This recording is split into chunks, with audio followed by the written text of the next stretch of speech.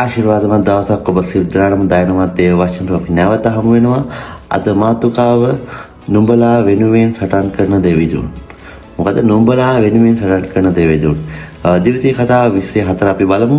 මක්නිසාද නුඹලාගේ දෙවියෝ ස්වාමින් වහන්සේ නුඹලාගේ සතුරන්ට විරුද්ධව නුඹලා වෙනුවෙන් සටන් කොට නුඹලා ගලවන පිණිස නුඹලා සමග යනසේක. ආමෙන්. දැන් මොකද මේ කතා කරන්නේ? මතක තියාගන්න. සටන අපිට අයිති නෑ. සටන දෙවියන් වහන්සේගේ. ඔබට කවුරු ඔබට අභියෝග කරත්, කවුරු ඔබට විවේචන කරත්, කවුරු ඔබට අපහාස කරත්, කවුරු ඔබට මොන කාරණා කිව්වත් සටන ඔබට මට අයිති නෑ. සටන් කරන්න දෙවියන් වහන්සේ. ඔබට මොන කාරණා කවුරු කරත් ඔබ වෙනුවෙන් උන්වහන්සේ සටන් කරනවා. ඔබට ජය ලබා දෙන්න යනවා. ජයග්‍රහණය අපිට අයිති. හැබැයි සටන් කරන්නේ දෙවියන් වහන්සේ. නිසා ඔබ ඔවුන්ට විරුද්ධ වෙන්නවත්, ඔවුන්ට අපහාස කරන්නවත්, ඔබත් අනිත් පැත්තට දේවල් කරන්නවත්, අනිත් අය එරෙහි වෙන්නවත්, ඔබගේ தත්ත්වය ඔබ නැති කරලා ඉන්න මාධ්‍යයක් කරන්න කියලා අනිත් පැත්තෙන් දෙයක් කරන්න නෙමෙයි.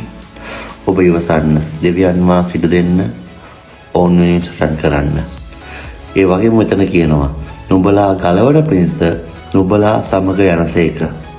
නුඹලා සමග යනසේක. මෙතන කියන්නේ මම නුඹත් එක්ක ඉන්නවා කියන විතරක් නෙමෙයි කියන්නේ.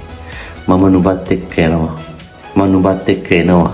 නුඹ කොහෙද යන්නේ මම එතනට එනවා. මම තියාගන්න උන්වහන්සේ ඔබ සමග සිටිනවා වගේම. නුඹ කොහෙද යන්නේ? උන්වහන්සේ එනවා. සමහර එකේ මට යන්න බෑ. මම එන්නේ නෑ. ඔයා යන තැනක යන්න.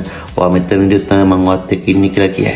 හැබැයි යේසුස් වහන්සේම නෙමෙයි. දෙවියන් වහන්සේම නෙමෙයි. උන්වහන්සේ කියනවා ඔබ යන තැන මමත් යනවා. නුඹලා සමග යනසේක.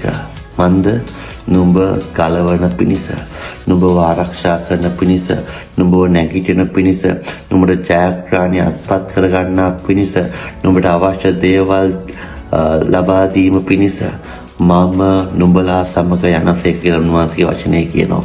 ඒ නිසා බය වෙන්න එපා. සතුරා මොන පරීක්ෂාවන් අභියෝග ඔබ වෙනුවෙන් එව්වත් ඔබ සටන් කරන්න එපා.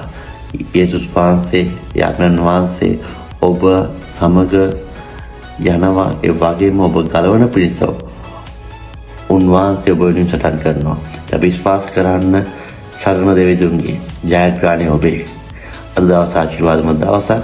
බය වෙන්න එපා, කැළඹෙන්න එපා. අපි විශ්වාස කරන ජයග්‍රහණය දෙවිදුන්ගා.